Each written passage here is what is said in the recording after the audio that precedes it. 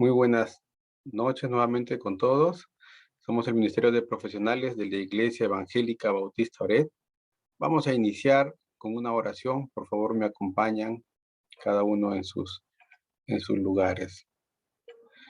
Padre bendito, te agradecemos en esta noche que permites podamos realizar, Señor, estos talleres de salud en la mujer para prevenir, para tener cuidado, Señor, para saber cómo tenemos que cuidar a nuestras esposas y también para saber cómo cada esposa debe tener cuidado de su cuerpo, Señor, poniendo la importancia y la sabiduría que tú das, Señor, para cuidar tu creación. Gracias en esta noche, Señor. Guíanos, Padre Santo. Guía también a la expositora de esta noche, Padre amado, y que todo lo que se haga siempre sea para tu gloria, Señor. En Cristo Jesús te agradecemos. Amén. Muy bien, queridos hermanos. No sé, creo que no se me ve. A ver ahí. Ajá, ahora sí. Buenas noches, bienvenidos al tercer taller de salud de la mujer. Muy bien, aquí tenemos una diapositiva donde estamos viendo el desarrollo que vamos a tener en este tercer taller, ¿no? Muy bien, aquí dice, ¿por qué vamos a cambiar? Tercer taller, sí. Bien, en esta etapa natal 2 vamos a tocar el tema de estimulación temprana y preparación para el parto. La expositora es la licenciada obstetriz Natalia Gracián, ¿no? Ella es especialista en emergencias obstétricas. Actualmente está cursando una maestría en gestión de salud en la Universidad Cayetano Heredia. La exposición tiene más o menos un aproximado de 35 minutos. Luego vamos a dar unos 10 minutos para que hayan algunas preguntas sobre los temas que se toquen. Y luego cerraremos con 5 minutos explicando qué vamos a ver en el siguiente taller, que sería el taller número 4. Muy bien, vamos a dar pase a nuestra expositora, perdón, la licenciada obstetriz Natalia Gracián. Puede prender su micro, por favor, si desea compartir, me avisa y le damos. Sí, ante todo, buenas noches, mucho gusto Tal, con Natalia. todos. Sí, mucho gusto, buenas noches. El día de hoy, como bien comentó, se iba a tratar un tema muy importante, que es la preparación para el embarazo y para el trabajo de parto, parto y posparto. Es un tema que para las mujeres y varones, e incluso, bueno, más aún en los matrimonios, se debería tomar en cuenta. Sí me gustaría poder compartir unas diapositivas. No sé si es que me podría habilitar el anfitrionaje, por favor. Sí, ya está habilitada la exposición. A A ver, ver. déjame revisar. Vamos a ver, vamos a ver. Mm, Sí, ya puedo. sí, ya está. Gracias. Listo, Sí, muy bien. perfecto. No, que estoy con dos dispositivos, más bien las disculpas el caso porque en mi laptop no se puede ver muy bien y se distorsiona un poco mi imagen. Bien, como pueden ver en la primera diapositiva que estamos mencionando, el tema sigue bien es preparándose para el embarazo y el parto. Esto es muy importante, ¿por qué razón? Primero, porque nosotros tenemos que saber a qué estamos llevando en este proceso, ¿no? Si bien es cierto, va más ligado a las mujeres en edad fértil, pero en este caso el esposo juega un papel muy importante, porque es la persona que va a acompañar durante todo el proceso de gestación, del momento del parto en curso y después del parto.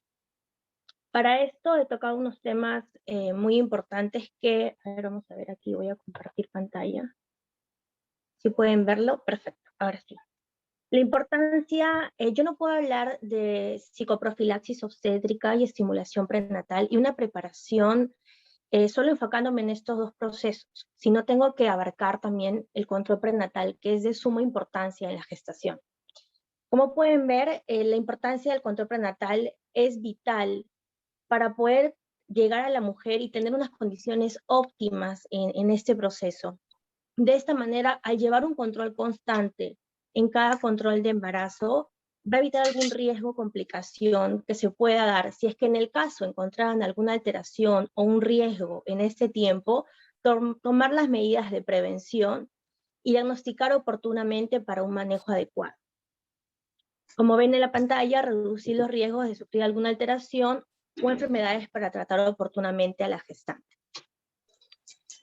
La importancia del control prenatal, lo principal es identificar factores de riesgo, como ya lo mencioné.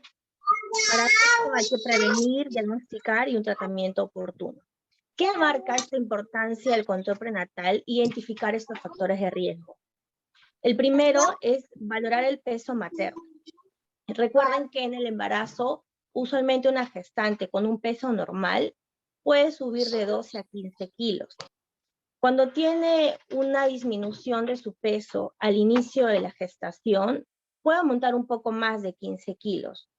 Y si está empezando el embarazo con un sobrepeso o obesidad, lo máximo recomendable son 9 kilos durante toda la gestación, que podría subir de peso esta gestante. También, como pueden ver en la imagen, muy importante la valoración de la presión arterial, que usualmente se ve en muchos casos alterada. Esto puede traer complicaciones en el embarazo. Puede generar un adelanto del embarazo que se conoce como una amenaza de parto prematuro. Lo más conocido, que es una preeclampsia, que es alteración de la presión arterial y que puede generar un daño hepático y renal en la gestante. Y también, como pueden ver, vemos la medición de la altura uterina. ¿Por qué razón siempre en cada control de embarazo miden la altura uterina? Es para ver si el embarazo está yendo adecuadamente, si el bebé está creciendo adecuadamente. Según cada semana de gestación, hay un ponderado de altura uterina adecuada. Si es que el bebito quizás a las 28 semanas está teniendo una altura uterina, o 30 semanas, 31 semanas, una altura uterina de 22, 23 centímetros, puede hacernos pensar de que hay una restricción del crecimiento intrauterino y tomar las medidas preventivas. Como pueden ver también, escuchar los latidos del bebé es muy importante, porque recuerden que en el embarazo pueden suceder muchas complicaciones y hay que tomar siempre este cuidado. Si los latidos están adecuados, lo normal de los latidos fetales es entre 120 a 160 latidos por minuto. Es mucho más rápido los latidos de un bebé que de un pulso normal de un adulto. Si está acorde con lo normal, no habría ninguna complicación, pero si encontraran quizás un aumento de estos latidos o una disminución, habría que proceder con una ecografía y tomar las medidas, ¿no? En este caso puede ser hospitalizada la gestante o quizás solamente hacer un monitoreo fetal, que es lo usualmente que hacemos en el hospital. Como también pueden ver, los exámenes de laboratorio son de suma importancia. Es algo que a veces las gestantes no se dan cuenta mucho de esos exámenes que son relevantes e importantes en este tiempo. Muchas de ellas incluso no se realizan los exámenes a debido tiempo. ¿Por qué razón es necesario estos exámenes de laboratorio? Uno, para ver si la paciente está teniendo quizás una prediabetes o diabetes gestacional, que también es común en el embarazo, o quizás también está presentando un cuadro de anemia. Y para eso hay que dar suplementos alimenticios como hierro y aumentar quizás esta dosis 2 veces al día durante todo el mes para evitar esta disminución. Administrar suplementos alimenticios, como lo mencioné, es de suma importancia. Lo vamos a ver posteriormente en el tema de la nutrición. Que hay nutrientes como el ácido fólico, el hierro y el calcio, que sí son vitales en la gestación, adicionales de las proteínas que también deben consumir constantemente las gestantes. Investigar si hay signos de alarma. Voy a enfocarme más en la siguiente diapositiva. ¿Qué signos de alarma uno debe tomar en cuenta? Y preparar a la gestante para el nacimiento y la lactancia, ¿no? Resolver todas las dudas que puedan tener ella y su pareja, quizás cualquier consulta adicional o miedo o temor. Recuerden que es muy importante saber cada procedimiento. ¿Por qué razón le están realizando exámenes de laboratorio? ¿Por qué razón le piden una ecografía? O quizás porque me piden un monitoreo. Es necesario saber el porqué de cada proceso. Muchas gestantes a veces por temor, por miedo, o incluso por desconocimiento, no consultan, no preguntan. Cada control prenatal es justamente para eso, para resolver las dudas de la gestante y en este caso del esposo. ¿Qué más tenemos? Los signos de alarma durante el embarazo. Si presentara uno de estos signos, hay que acudir de inmediato al establecimiento de salud más cercano o en este caso comunicarse con su médico o usted tratante de su centro de salud o de su policlínico o clínica en tal caso. ¿Cuáles son los signos relevantes que debo considerar yo como gestante, ¿no? En un supuesto. Primero, hinchazón de pies, manos y cara. Si es que recuerden que en el último trimestre hay una hinchazón que es muy leve, propio del peso del bebito y que no hay muy buena circulación, porque ha crecido unos 30 a 35 centímetros de altura mi útero y por ende no va a haber buena circulación del torrente sanguíneo. Pero si es una hinchazón de manos y pies de forma excesiva, tengo que acudir de inmediato por emergencia. Dolor intenso de cabeza, visión borrosa o zumbido de oídos pueden ser señal de que quizás mi presión se ha elevado. También tengo que acudir al establecimiento para la toma de presión respectiva y descartar cualquier complicación. Ardor al orinar, esto se puede, si es que no es muy constante, se puede tratar en las consultas. Pero si es que es muy continuo, y bueno, esto puede generar una infección urinaria no tratada y una infección vaginal no tratada puede conllevar una amenaza de parto prematuro y hay que tomarlo en consideración para el tratamiento respectivo. Aumento brusco de peso, pérdida de peso, eso también se puede tratar en las consultas. No amerita, no es un signo de gran alarma para acudir a emergencia al hospital o establecimiento cercano. Lo que sí considero son los primeros dos, como les mencioné, hinchazón, dolor intenso, y bueno, los que continúan, ¿no? Pérdida de líquido o sangre vía vaginal, que también recuerden que la pérdida de líquido a veces se puede confundir con flujo vaginal, a veces una vulvovaginitis, que es solamente que sea tratada, pero si es que ustedes no lo pueden diferenciar adecuadamente, es mejor acudir al establecimiento de salud.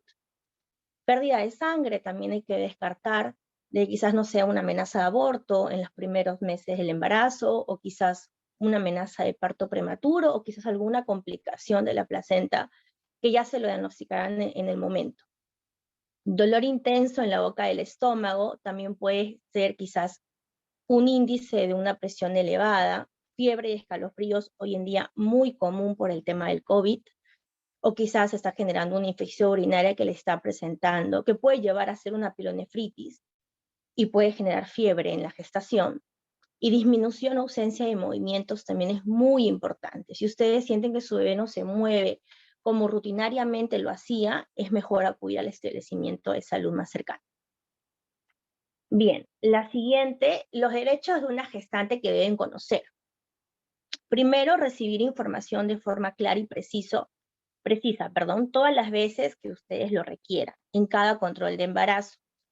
Conocer la información sobre las diferentes formas de cuidarse y evitar riesgos. Pueden decidir libremente y cambiar de opinión si ustedes lo desean. Nadie las puede obligar a ningún procedimiento.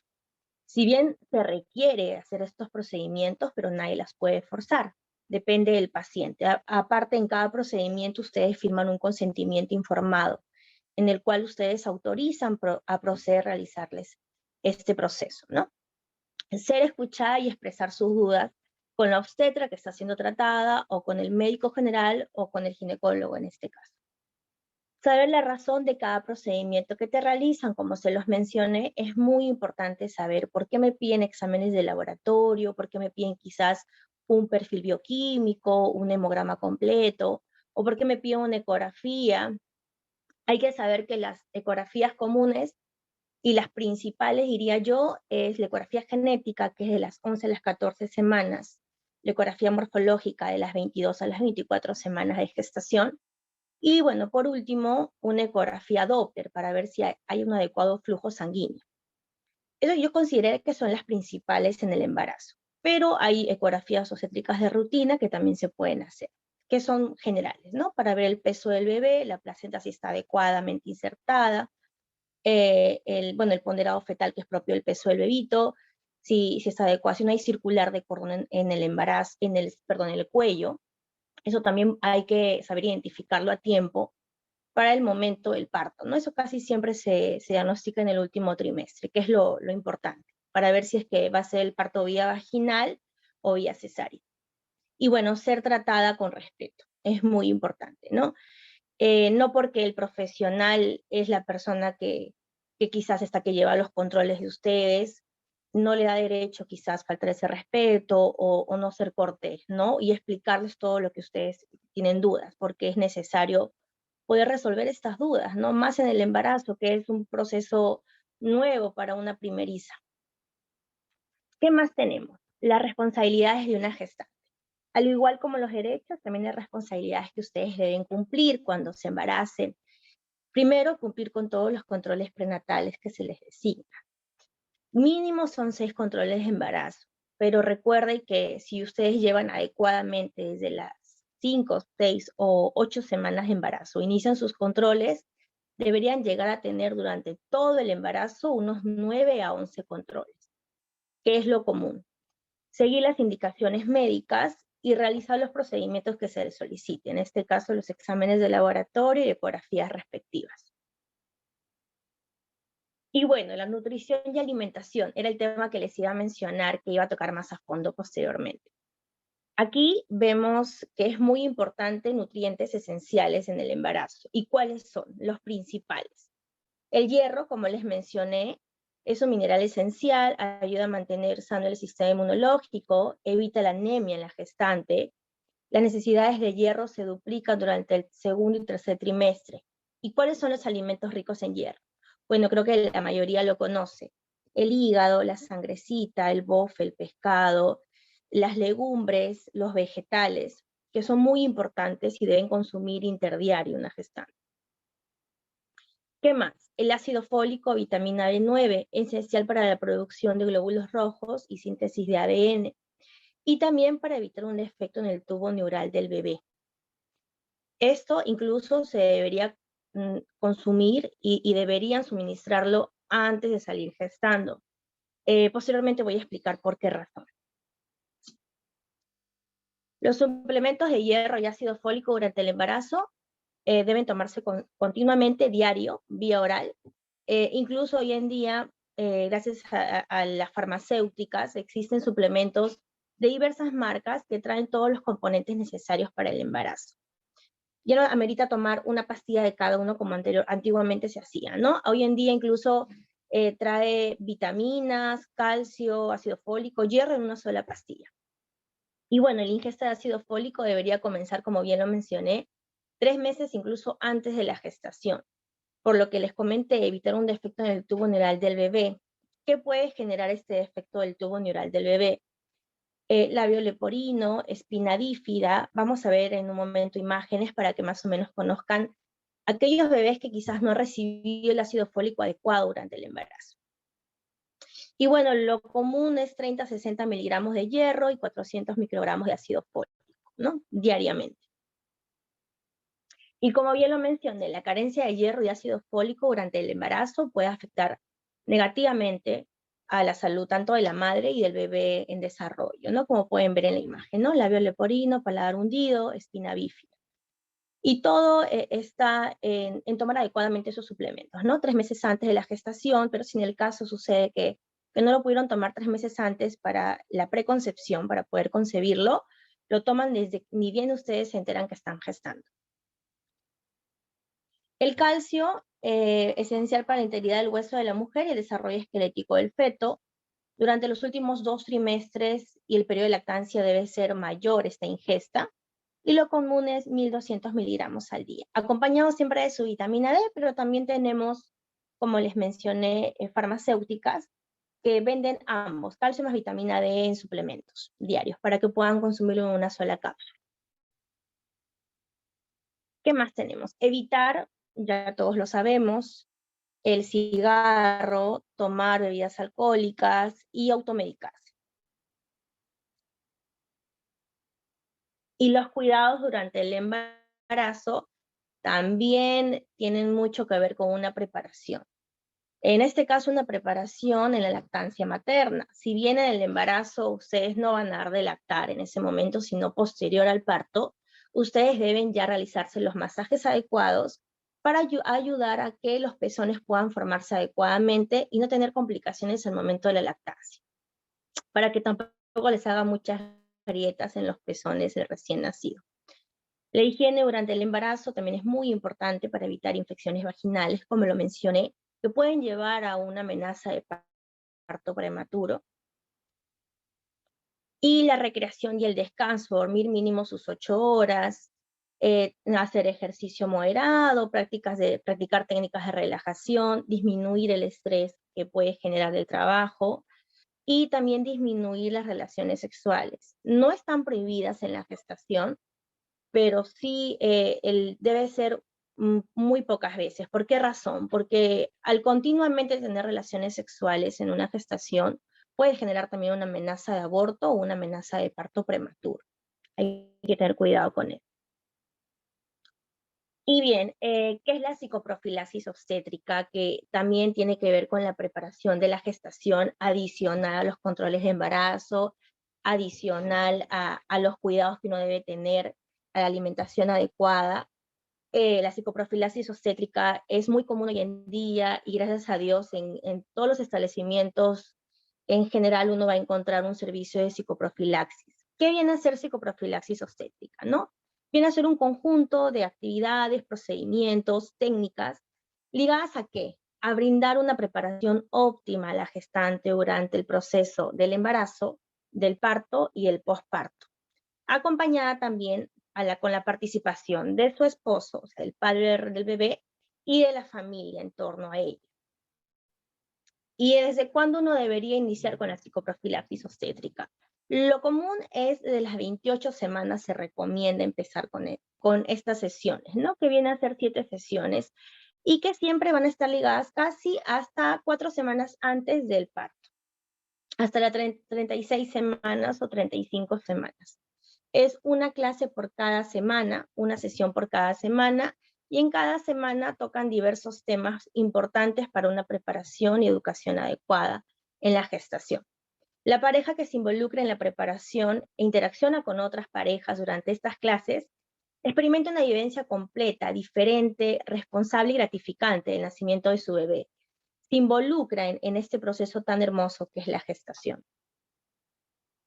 ¿Y cuáles son los beneficios? Como ya mencioné algunos, preparar a la gestante física y emocionalmente para el embarazo y el parto, brindar herramientas necesarias para la gestación. De esta manera disminuye el estrés materno y el dolor a través de técnicas de relajación y respiración.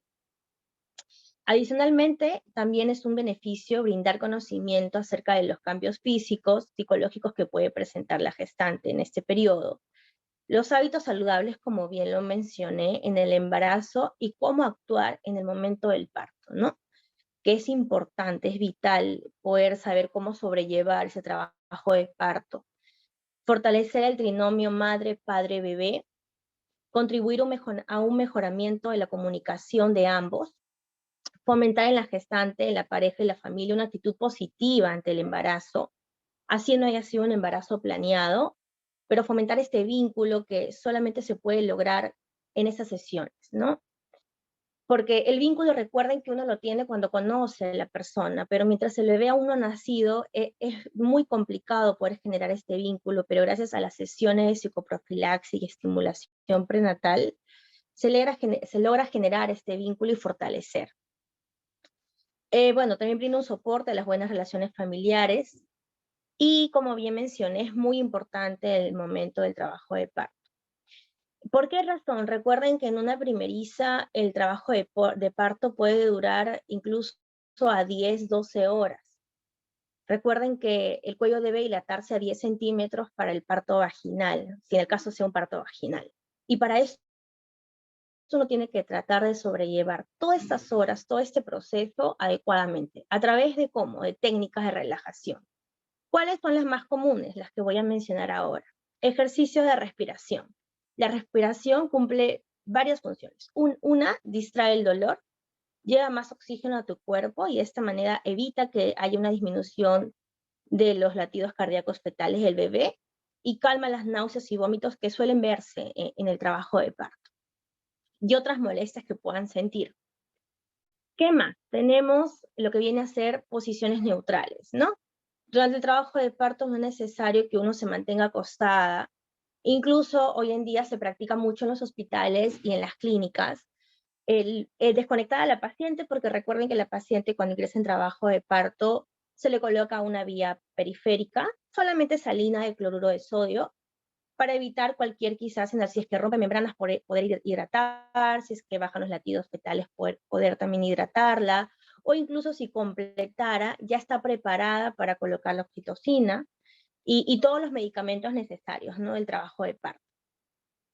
Pero esto no indica que tiene que estar perenne y acostada, sino puede ser desconectada y poder ella caminar, deambular en la zona y poder sentirse más tranquila, poder moverse y adaptar la posición que a ella le traiga más alivio, donde se sienta más cómoda. Las posiciones verticales usan la fuerza a favor de la gravedad propia y ayuda al bebé a poder descender más rápido y disminuye también el dolor para ella. El estar acostadas lo he visto casi en el 90% de gestantes que me han referido que sienten más dolor. Entonces es bueno poder intentar posiciones neutrales en este momento. ¿Qué más? Los masajes de parte del esposo, del acompañante, es muy importante. Los masajes hacen que su cuerpo emita calmantes naturales que le van a ayudar a aliviar y a disminuir este dolor que ella siente. Aplicar presión sobre los músculos tensos, utilizar quizás compresas calientes o tibias. Los masajes en la región lumbar es de gran ayuda en este periodo porque ellas refieren ese dolor intenso, incluso la contracción inicia en esa zona, en la región lumbar, y luego irradia a la zona del útero, entonces por ende la paciente siente más dolor. Y estos masajes van a calmar esta molestia, estos dolores constantes, ¿no? De cada contracción. Adicionalmente, con las respiraciones y con la posición, va a poder manejar este periodo.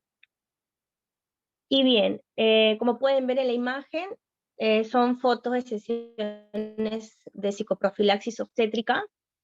Vemos, en la primera foto es la maternidad de Lima, que ha sido siempre pionero de psicoprofilaxis obstétrica y estimulación prenatal.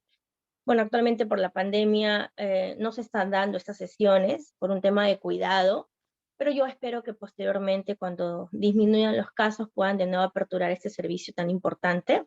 Pero bueno, como pueden ver en la imagen, vemos a la gestante acompañada de su esposo, realizando estas técnicas de relajación, ejercicios adecuados, respiración adecuada y poder estimular a poder desenvolver los músculos para poder al momento del parto tratar de sobrellevar este dolor. Y en la segunda imagen, bueno, vemos algunas gestantes incluso de salud que han llevado psicoprofilaxis en ese establecimiento y están haciendo sus ejercicios, ¿no?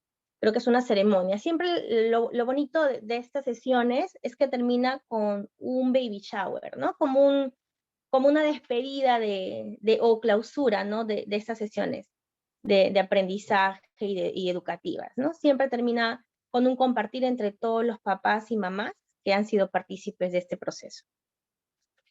Y bueno, ahora siguiendo con el tema de la estimulación prenatal, que es el último punto que teníamos que tocar, viene siempre ligada junto a la psicoprofilaxis obstétrica. Incluso en maternidad son dos sesiones muy distintas. 1 hora para cada sesión, en total 2 horas cada semana. ¿Qué es la estimulación prenatal y por qué viene acompañada con las sesiones de psicoprofilaxis obstétrica?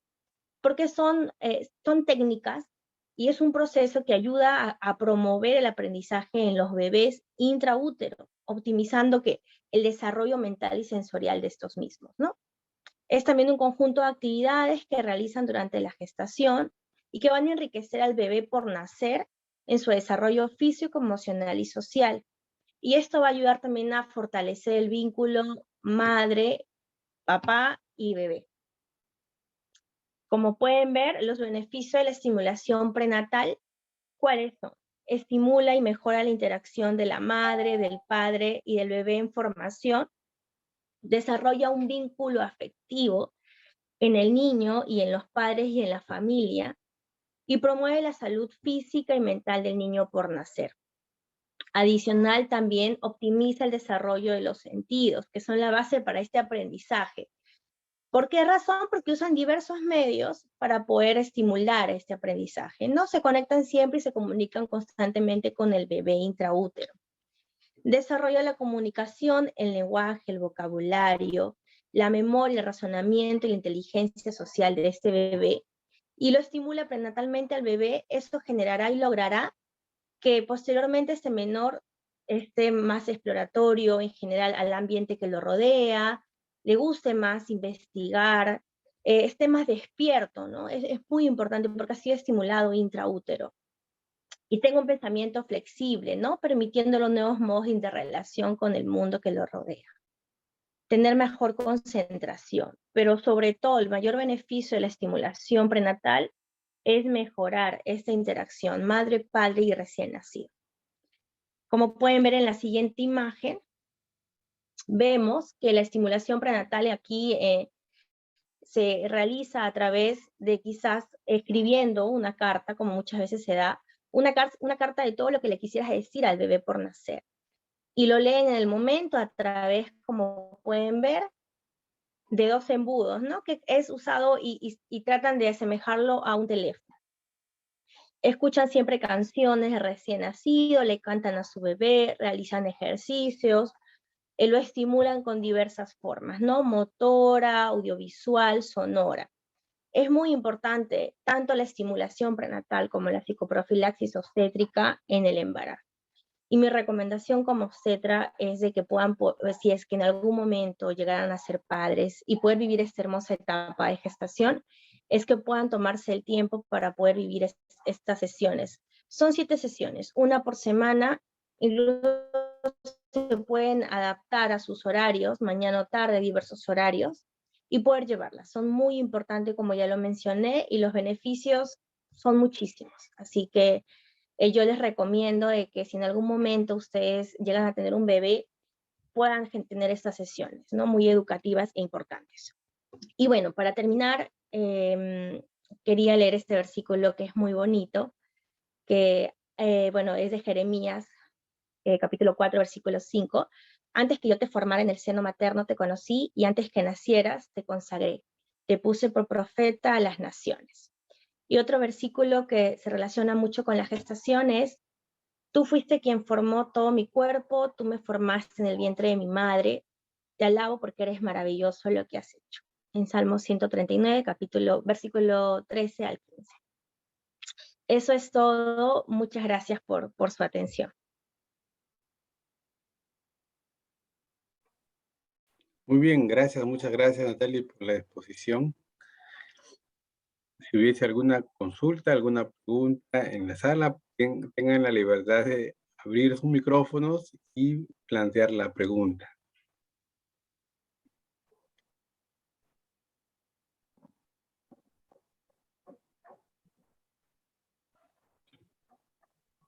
Mientras alguien quizás sea participar o consultar, quería recalcarles que actualmente, bueno, por el tema de la pandemia, yo actualmente trabajo en Maternidad de Lima y a la par trabajo en la clínica San El Golf. Diría que lamentablemente, porque veo gran diferencia en ambos, y quería comentárselos. No sé si quizás acá haya papitos que estén embarazados, ¿no? Que estén llevando este proceso. Comentarles quizás, bueno, en los hospitales del MINSA, del Estado, no se puede ingresar el esposo por el tema de la pandemia. Anteriormente, en Maternidad de Lima, incluso ingresaba el esposo al parto y podía vivir esa experiencia hermosa, ¿no? De poder ver nacer a su bebé. Lamentablemente, por la pandemia, hoy en día está prohibido el ingreso de cualquier familiar, solamente la gestante, en Maternidad de Lima. A diferencia de la clínica, que sí puede ingresar el esposo solamente al momento del parto. O sea, solo ingresa unos 5 minutos al momento del parto. De ella depende, en este caso, del ginecólogo de turno, si es que desea que ingrese el esposo también a la cesárea, porque usualmente solo ingresa al momento del parto vaginal. Pero estas diferencias las veo, por eso digo que lastimosamente, porque no debería darse, no debería ser en ambos por igual. Pero es lo que les puedo, ¿no? Comentar de mi vivencia diaria y de mi trabajo, que Sí, lo he podido ver, así que a tomar las precauciones del caso, ¿no? Si es que en algún momento desean acudir. Y igual yo espero que siempre, cuando sea en el hospital o en la clínica, encuentren a un personal que tenga la empatía y que pueda siempre resolver sus dudas, ¿no? Porque lastimosamente encontramos de todo, ¿no? Pero siempre tratando de ser pacientes bueno, de forma educada siempre pedir apoyo, ¿no? Eso. Y cualquier duda estoy para resolverla si es que hubiera alguna. Sí, sí, muy bien, gracias por la observación. Sí, yo con mis hijos, a 3 de ellos sí pude entrar, pero uno de ellos parece que el hospital tenía por regla que no entren y no pude entrar, pero los otros 3 sí lo pude disfrutar, esa sensación, ¿no? Esa emoción de estar ahí Es muy hermoso. en el parto, ¿no? Sí, muy bien. Sí, hay una Sí. pregunta. La pregunta es, ¿qué tipos de ejercicios se realizan en la psicoprofilaxis, ¿no? Esa es la pregunta. Ya. Sí, son ejercicios de estiramiento, ejercicios de relajación, ¿no? Son una diversidad de ejercicios que no lo he tocado muy a fondo, pero a ver, vamos a ver si es que aquí tengo, a ver un momento para poder mostrarles, Sí, adelante. y no para que puedan ver. Reanudar función. Dejé de compartir, no, no, Todavía está todavía. compartiendo. A ver, vamos a ver. Creo que aquí, para poder mostrar algunos ejercicios.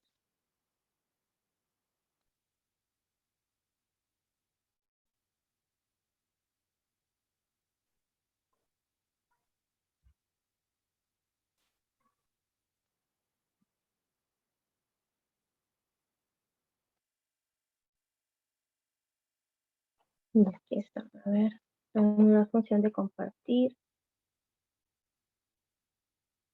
Todavía está compartiendo, Sí, Natalie. a ver, Sí, aceptar. Sí, a ver, compartir. ya Listo. dejó de compartir. Ya está compartiendo Y nuevamente. ahora compartirlo. Ok. Lo principal, o sea, son los ejercicios de fortalecimiento del suelo pélvico. ¿Por qué razón? Porque recuerden que en un parto vaginal va a salir el bebé en dicha zona y usualmente hay muchos desgarros del periné, que es la zona que conecta entre la vagina y el recto de la mujer.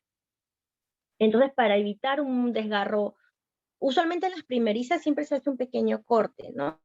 Que es muy conocido como la episiotomía. Pero los otros ejercicios, como pueden ver, los ejercicios de fortalecimiento del suelo pélvico o la posición del loto, ayuda a disminuir este desgarro que podría darse, ¿no? Como pueden ver en la imagen, ¿no? Incluso aquí lo que hacemos es realizar ejercicios también de estiramiento de un lado hacia el otro, generar estiramientos también de los miembros superiores y un momento de relajación de la mujer. ¿Qué más tenemos? Tenemos el balanceo de la pelvis a través de una pelota de gimnasio que es muy usada en psicoprofilaxis obstétrica. Como pueden ver en la imagen, realiza un balanceo de un lado hacia otro de forma circular. Eso va a ayudar también a fortalecer este piso pélvico. ¿Qué más? Flexión y extensión de los dedos del pie, ejercicios circulatorios, como pueden ver en la otra imagen, flexo, extensión de los pies. Recuerden que esta zona es la que siempre se ve afectada, ¿no? Es donde más se dematiza por propio del peso del bebé, que casi siempre oscila entre 3 kilos 500, de 3 a 3 kilos 500 hasta 4 kilos al finalizar el embarazo. Y esto pues va a generar que aumente el tamaño del útero y una presión incluso va a interrumpir muchas veces y presiona la vejiga. Por eso en los últimos meses, ya el último mes de gestación, la gestante refiere que constantemente va al baño a orinar, ¿no? Propiamente porque como comprime la vejiga, produce esta sensación de orinar constantemente, al igual que también va a comprimir los vasos sanguíneos y no hay muy buena circulación. Y esto va a generar hinchazón de manos y pies. Para eso son estos ejercicios. ¿Qué más tenemos? Rotación interna y externa de ambos pies, lo mismo. Y creo que estos son a ver, vamos estos de aquí, ejercicios de la columna vertebral. También recuerden que por el peso del bebé usualmente llega a haber mayor lumbalgia y dolor en esa zona. Y eso también va a ayudar mucho, como pueden ver, que se parece mucho a la sentadilla. También el fortalecimiento de esta zona. Esos son los ejercicios más comunes. Hay diversidad porque son varias sesiones. No solamente son educativas, sino que también realizan esos ejercicios en cada sesión. Por cada sesión realizan 2 a 3 ejercicios y van aumentando de nivel conforme a las semanas de gestación y también conforme a cómo va avanzando la paciente. Hay pacientes que quizás no toleran mucho, porque hay algunas que es diverso, es muy personalizado, ¿no? Puede ser que a mí como gestante yo sufra de lumbalgia desde antes del embarazo y por ende esos ejercicios me va a costar más. Y quizás otra paciente que los puede realizar con mayor facilidad. Entonces siempre hay que ver cómo puede la gestante desenvolverse a través de cada ejercicio, si lo puede desarrollar adecuadamente, si no trae tampoco ninguna complicación también. Muy bien. Esos son los más comunes, resolviendo la duda de uno de los oyentes. Sí, está bien. Gracias, Natalia. Hay otra pregunta interesante también. Dice así, ¿usted qué recomienda hacer ante pérdidas recurrentes? Por ejemplo, una mamita que ha perdido una vez, 2 veces, tal vez 3 veces un bebé de manera natural. Entonces, la pregunta es, ¿usted qué recomienda hacer ante las pérdidas recurrentes? Ya, usualmente ya cuando es una paciente que ha abortado más de 3 veces, que ya se considera recurrente, mi recomendación es que pueda recibir oportunamente un control preconcepcional antes de desear salir gestando, ¿no? Quizás pueda deberse a un acortamiento del cuello uterino, por eso es muy importante hacerse la ecografía de diagnóstico. Esta ecografía es muy parecida a la ecografía transvaginal, pero se llama cervicometría. Hay que detectar si es que quizás el acortamiento de esta paciente es muy menor y no es común verlo. Entonces, quizás esto esté generando que como hay un acortamiento, es más rápido perder el producto. Aparte de la ecografía, tomar los suplementos necesarios también y a ver, también hacer un estudio no solamente, como he mencionado, sino también quizás sufra de tiroides, no sabemos, ¿no? Un estudio endocrinológico con el profesional especialista, también al esposo, realizarle un espermatograma, a ver a qué se debe que haya estas pérdidas constantes, ¿no? Y yo entiendo que el deseo de ser mamá a veces nos gana, ¿no? Y queremos ya salir gestando, pero es bueno con calma tomar las decisiones y hacerse los controles y chequeos respectivos para que al momento que puedan de nuevo procrear un bebé, este bebé pueda mantenerse durante todo el tiempo de la gestación. Pero mi consejo es que mínimo esperen el año, ¿no? Una paciente que aborta, sea una, dos o 3 veces, un año mínimo de descanso, ¿no? Para que pueda restablecerse su útero, es lo que se recomienda. Muy bien, gracias, Natalie. Tengo una consulta también. Una Dígame. consulta porque en las sesiones Na- que yo vi a mi esposa dar a luz, vi lo que tú has comentado, ¿no? Que el doctor realiza un corte. Me imagino que es sí, para ayudar a que el bebé salga, ¿no? Entonces la sí, pregunta, después de haber dicho esto, la pregunta sería, en las diapositivas que tú has presentado hay una señora que es que está dando a luz de pie. Entonces mi ujú. pregunta es, eh, cuando dan a luz de pie, ¿también se le aplica ese corte para que puedan Es hacer el variable, bien? es variable y depende del momento del parto en sí. ¿Cómo saber si es que, incluso no a todas las pacientes primerizas se les hace el corte? Depende mucho, como le comento, de la visualización de la persona que está atendiendo el parto, ¿no? Sea la obstetra Ya, o sea el médico general o el ginecólogo. Si es que yo veo que este periné se distiende, hay pacientes incluso primerizas, primer bebé, pero el periné se distiende tanto de forma elástica que se nota que el bebito va a poder salir sin ninguna complicación y sin ningún desgarro. Y ha sucedido muchas veces que no ha habido ningún desgarro ni alteración. Pero en el caso de que usted me menciona, ¿no? De la imagen que mostré, lo recomendable, y es lo que yo siempre he tratado de fomentar en los partos, ¿no? Que he podido atender, es que la paciente se sienta cómoda. Más allá de la comodidad de la persona que va a atender, porque uno se puede adaptar a la paciente, ¿no? Entonces la paciente, si desea dar sentada, puede dar sentada. Hoy en día en Maternidad de Lima tenemos camas especiales ginecológicas para adaptar a la paciente que pueda dar sentada o quizás en cuclillas o agarrada. Incluso la cama tiene unas barandas que pueda sujetar y generar mayor fuerza en los brazos para que no refiera mucho y no sienta mucho dolor en los miembros inferiores, ¿no? Que puede generar cuando uno está en sentadillas. pero Muy lo bien. más importante es que la paciente esté cómoda, ¿no? Ahora, dependiendo, si es que yo veo que al momento que está descendiendo ya y coronando la cabeza del bebé, se va a desgarrar la paciente, a un corte, ¿no? A un corte pequeño, es variable. Puede ser, o sea, acostada o en cuclillas, igual se puede generar el corte como no, ¿no? Es dependiendo del momento, ¿no? Y Sí, también del peso del bebito, ¿no? Puede tener un buen periné, pero si es un bebé que pesa casi 4 kilos, lo recomendable es hacer un corte por prevención, a evitar que se desgarre, ¿no? Es más fácil suturar una episiotomía que un desgarro. está bien, gracias. Y también Ujú. para calmar un poquito a las futuras mamitas de la sala, mi esposa dice que el corte no duele, ¿no? Más duelen los dolores del parto. No sienten cuando Eso le es cortan. cierto, no lo sienten. Sí. Sí. Hay una repregunta. A la Pero se pregunta pone anterior, anestesia, ¿no? ¿verdad? Para que no se asusten, chicas. Se pone anestesia previo, no se Está bien, asusten. se pone Sí, anestesia, así es que con fe, con fe. Bien, hay una repregunta a la pregunta anterior sobre la mamita que puede tener pérdidas recurrentes. La pregunta o la ujú, repregunta es, mientras se espera el tiempo del año que recomendaste para que el útero se refuerce, por así decirlo, ¿la mamita puede correcto. tomar algún método anticonceptivo o no es recomendable?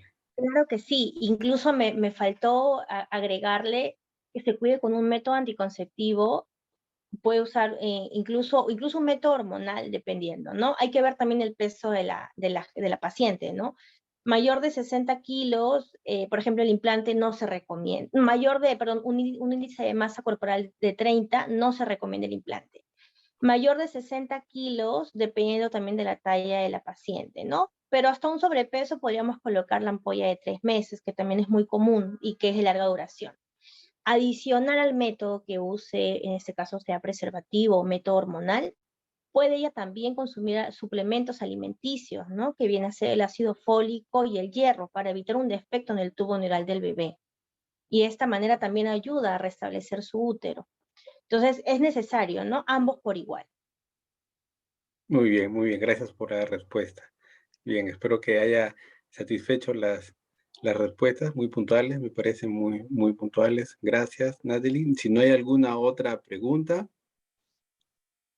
vamos a dar un tiempito. Mientras se animan a preguntar, voy a proyectar la diapositiva mía. Gracias, Natalie, nuevamente. No Para, se preocupe, gracias a todos. gracias, sí. Perdón, un ratito.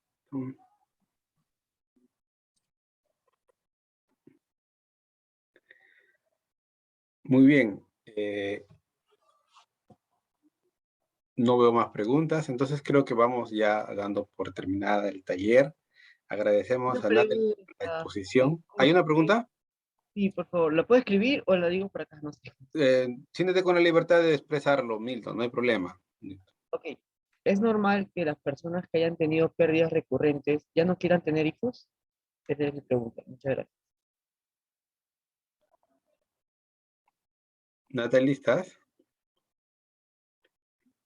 Ya, ahora sí, creo que sí me escuchan. Sí, ahora sí te escucho. Respondiendo, sí, a la pregunta de Milton, sí, es muy común. Es que involucra un tema emocional, psicológico en la gestante, ¿no? Aún más si su deseo y añora ser madre es tan fuerte que puede conllevar a querer ya no tener hijos por un tema de miedo, ¿no?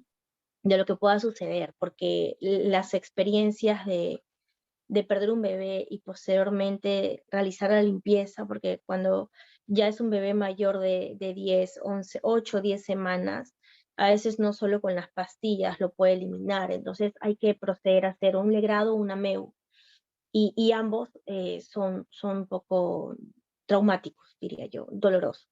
Entonces, más de por sí emocionalmente cómo se siente la paciente. Entonces, hay que tener sí, mucha empatía, ¿no? En este caso, si está atravesando esta situación una pareja de recién casados, el esposo es un apoyo importantísimo en este proceso, ¿no? De tratar de entender a su esposa, de tratar de animarla siempre, incluso a este tiempo, diría yo que este tiempo de año, año y medio, que va a estar preparando el nuevo útero para procrear, acercarse más a Dios, ¿no? Fortalecer esa comunión con Él y créame que él en el momento que él lo desee, como bien dicen, los tiempos de Dios son perfectos. Y sin duda alguna yo sé que va a permitir que puedan ser padres, ¿no? Pero sí, sí es difícil, es muy difícil y doloroso y yo que lo veo constantemente en las pacientes, ¿no? Entonces, sí, aparte adicional, si podríamos agregar una terapia psicológica.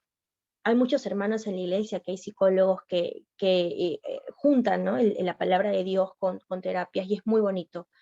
Yo he tenido el placer de conocer muchas hermanas psicólogas y sería muy bien que puedan tomar estas sesiones, ¿no?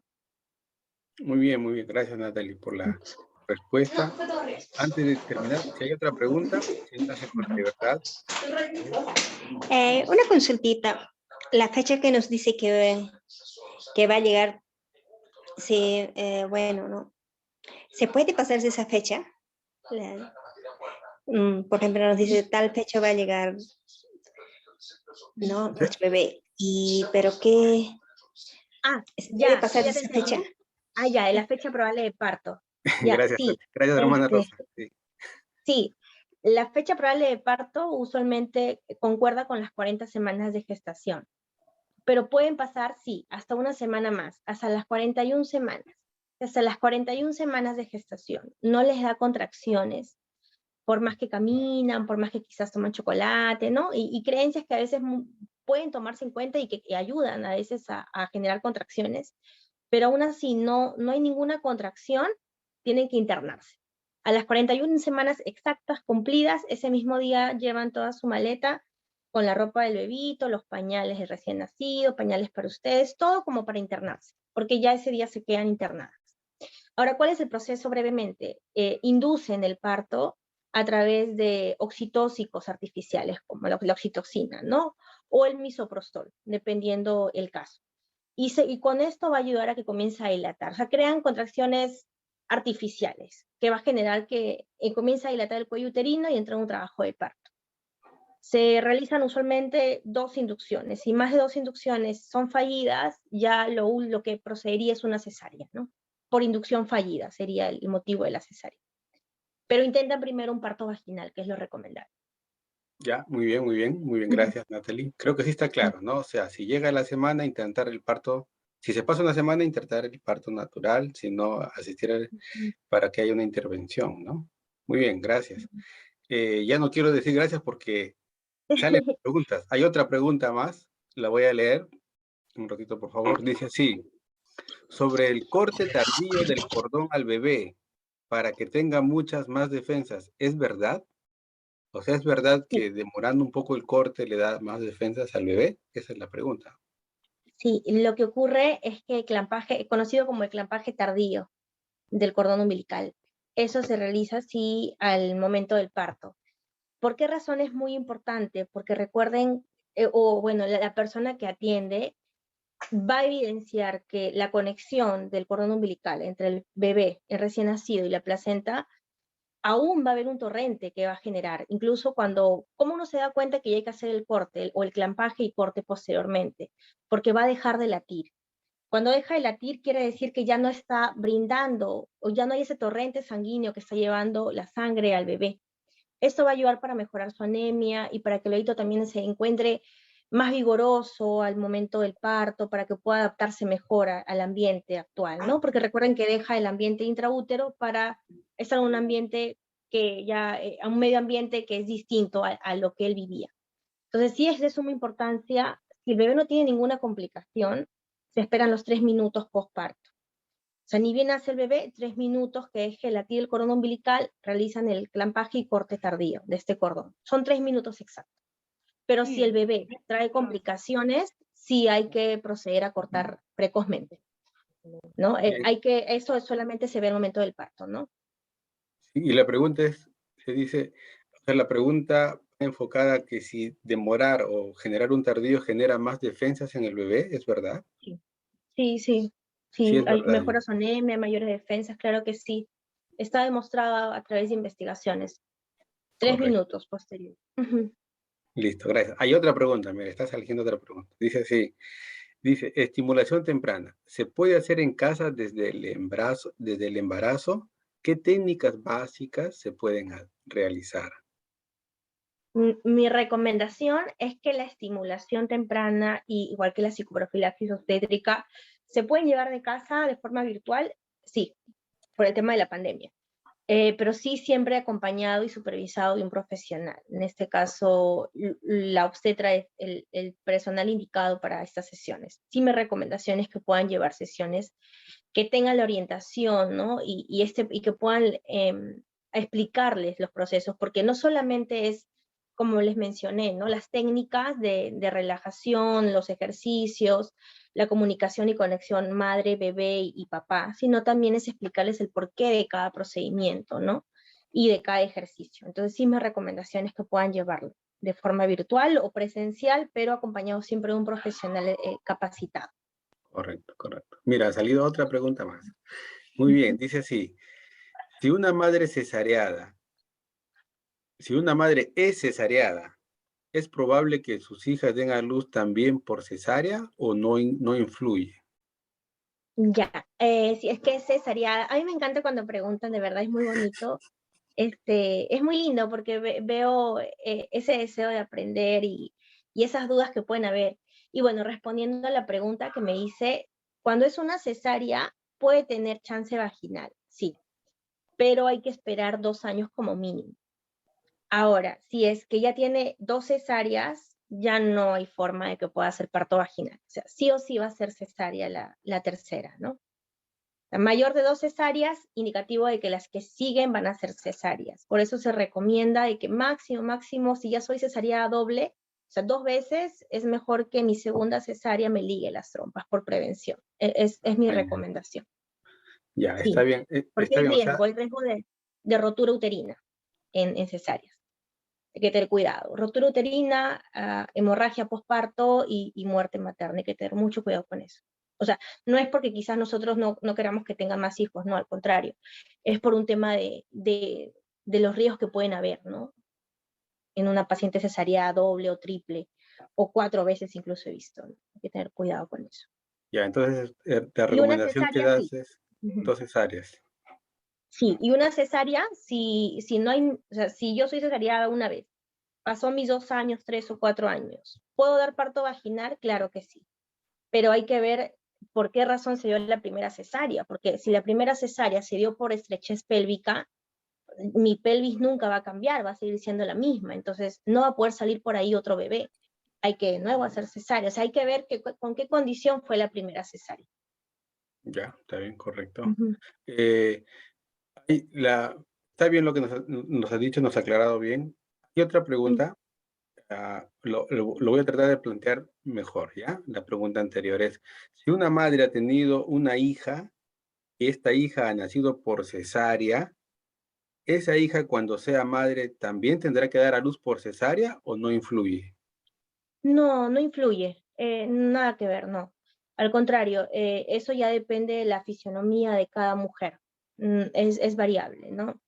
Yo puedo ser cesárea 3, 4 veces, pero mis hijas dependerá, que puede coincidir, sí, porque quizás también tiene estrechez pélvica o quizás hay alguna complicación en el bebé, ¿no? Cuando hay un sufrimiento fetal, o el líquido meconal es muy espeso y descienden los latidos fetales, así yo tenga una excelente pelvis, igual voy a ser cesareada, ¿no? Porque hasta que comience a dilatar, mi bebé no va a soportar las contracciones y esta fuerza, esta presión, entonces hay que cesarear. Pero va a depender de cada mujer, es diferente, no, Eh, Es, no, es no es genético, independiente, mejor dicho. Ujú, correcto, es sí, independiente, cada persona es distinta, algo así, ¿no? Muy sí, bien, sí. hay dos preguntas más. La primera dice, ¿cuál es la edad recomendable para tener hijos? Me imagino que en la mujer, ¿no? Que va a dar a luz. Sí. El varón puede tener hijos Claro, hasta que sí. esté mayorcito. La Gracias a mujer, Dios. el tema es ahí, gracias a Dios, sí, la mujer lo recomendable es menor a los entre los 25 a 35 años. Mayor a los 35 años se podría, pero recuerden que según investigaciones, mayor a 35 años hay más riesgo de alguna cromosomopatía. Por eso es muy importante la ecografía genética que mencioné, de las 11 a las 14 semanas, que puede detectar estas cromosomopatías, como cuáles, ¿no? El síndrome de Down o síndrome de Edwards, síndrome de Turner. que son las más comunes. Entonces hay que tener mucho cuidado con eso, ¿no? Que no es 100%, estoy indicando que cuando uno tiene 35 años ya no puede, o va a tener sí o sí un síndrome de Down, no es así. Pero el porcentaje aumenta, sí. Es mayor a 35 años, se ha comprobado a través de investigaciones que hay mayor probabilidad de tener un porcentaje que puedan hacer mi hijo con síndrome de Down o alguna cromosomopatía, ¿no? Menor a 35, el riesgo puede darse también, pero en mínimo porcentaje, ¿no? Es menos probable. Correcto, o sea, la ventana ideal es de 10 años, entre los 25 y los 35 años, ¿no? Muy Sí. bien. En verdad es de los 20, pero yo recomiendo los 25 porque considero que la edad promedio en el cual uno ya tiene una estabilidad económica, Sí, emocional, también. espiritual, ¿no? Sí, es muy importante esas tres. Está bien, gracias. Mira, hay otra pregunta, La pregunta es así. ¿Las pérdidas repentinas son hereditarias? No, no hay forma, no es genético tampoco, no porque mi mamá tuvo o fue abortadora recurrente, yo también voy a ser abortadora recurrente, no, es variable, no puede ser que, como le digo, sea un tema propio de quizás de cromosomopatías, de quizás espermatozoides, o quizás de tiroides, o la prolactina está elevada, son diversos factores, no es indicativo, ¿no? O el cuello está muy acortado, por eso es necesario los exámenes adecuados en el tiempo oportuno, ¿no? Hacerse todo el chequeo de diagnóstico para ver a qué se debe, y hacer un estudio a qué se debe tantos abortos, ¿no? Y para poder tomar las medidas de precaución, porque incluso cuando es un cuello muy pequeño, colocan una mallita para evitar que este cuello, o sea, se alargue más, para evitar que quizás pueda haber otra pérdida. Eso también se puede hacer, ¿no? O sea, pero hay que tomar las medidas y el diagnóstico oportuno. Por eso es mi recomendación, un chequeo previo antes de querer procrear. Correcto, o sea, se puede decir que cada mujer también es un caso distinto respecto a las pérdidas repentinas, ¿no? Debería analizarse por Claro que individual. sí, Correcto, gracias. claro que sí. Mira, ha surgido otra Sí, pregunta. Ha surgido otra pregunta, muy bien, dígame. gracias. María Arellán dice así, ¿las mujeres que tienen varios hijos son propensas a sufrir prolapso? ¿Cuáles son los síntomas Sí, y cómo evitarlos?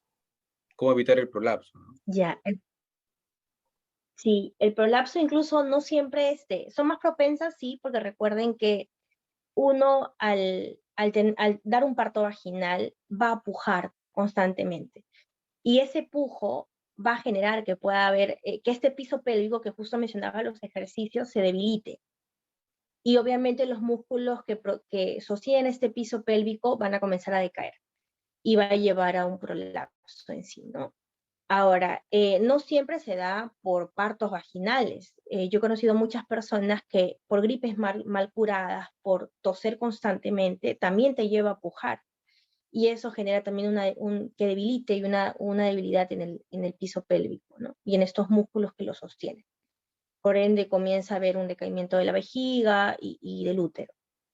Entonces, sí se da usualmente en el parto, porque pujas constantemente en cada parto, entonces sí puede llevar un prolapso. Ahora, ¿cuáles son la sintomatología que puede indicarme que yo tengo prolapso? Perder la incontinencia urinaria, ¿no? O sea, perder constantemente orina y no puedo contenerla, ¿no?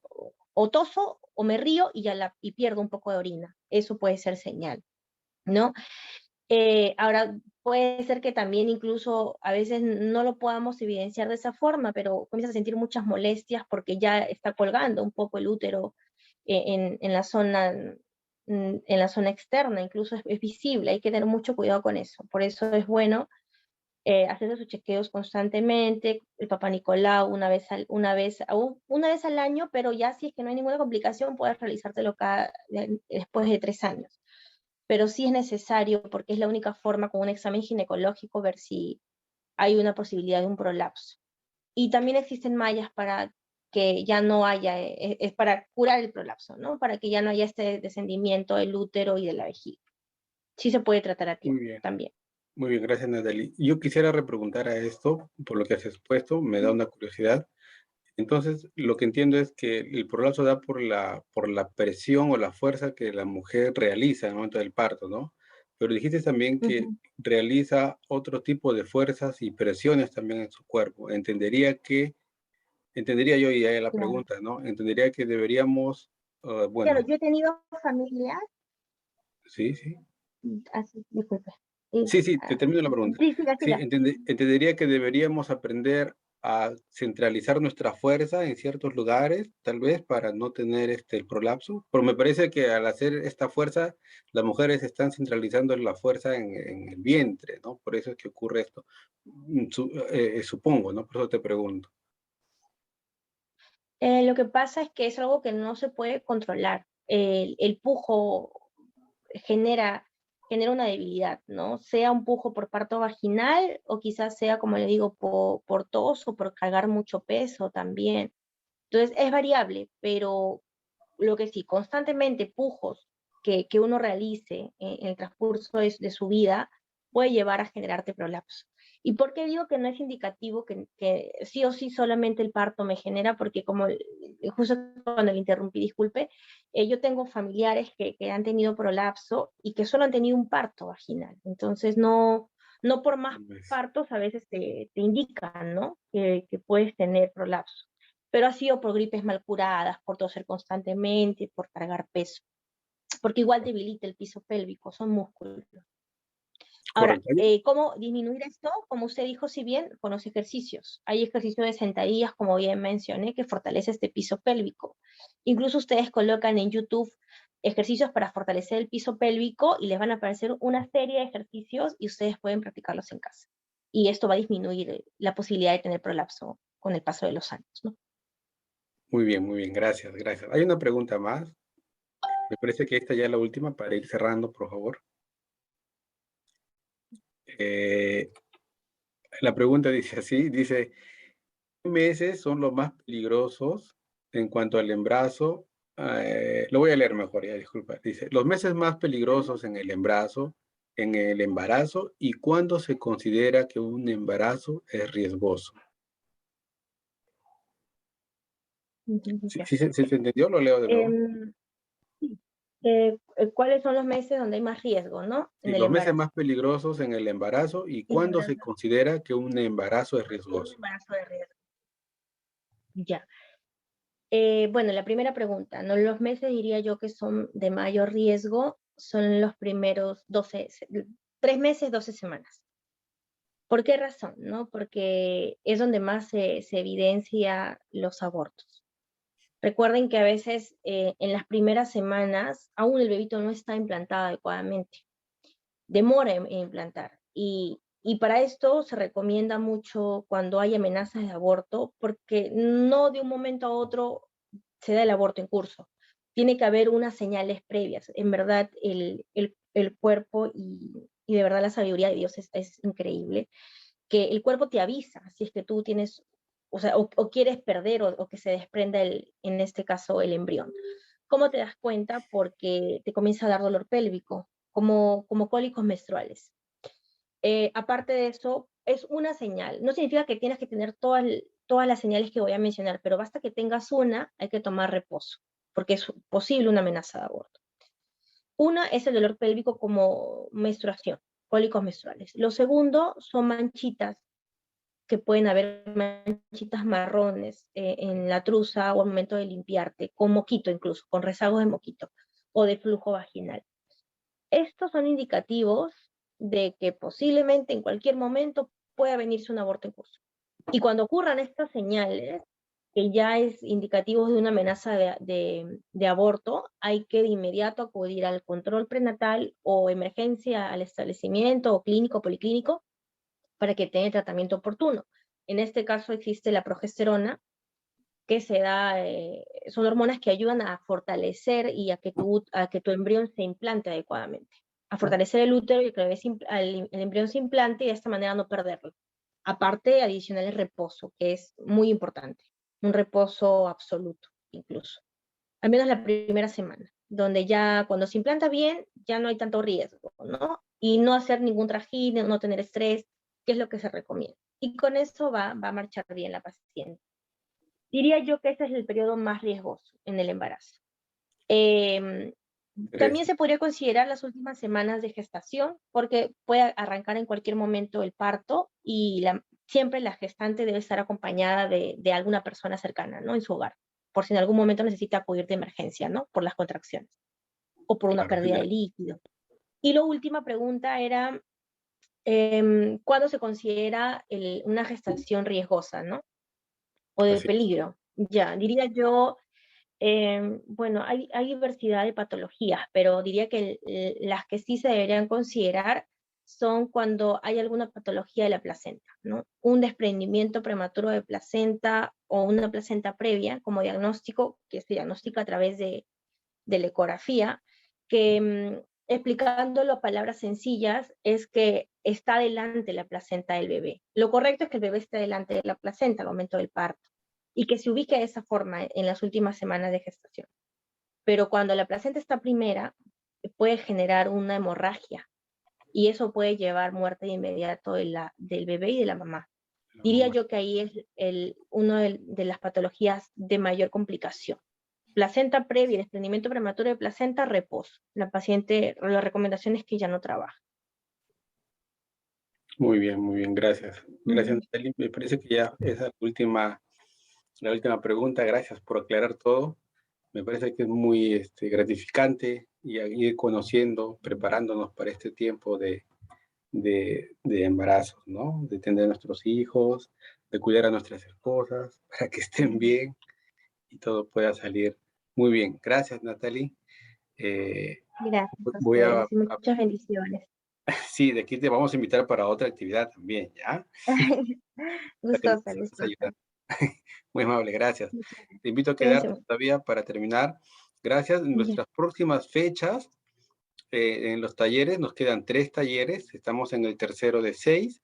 La siguiente fecha es el día 4, este miércoles, perdón, este miércoles 9 sería nuestro cuarto taller. Aquí vamos a ver la etapa postnatal. En la etapa postnatal vamos a ver todo lo que tenga que involucrar a la lactancia materna, el cuidado del recién nacido y el puerperio, ¿no? Ahí va a haber un especialista que nos va a enseñar todos estos temas a los que ya hemos tenido nuestros hijos, a los que ya recién están teniendo y a los que están planeando tener, ¿no? Son temas muy interesantes para cuidar, bueno, para cuidarnos las mamitas, para que se cuiden y para que cuiden también a sus bebés, ¿no?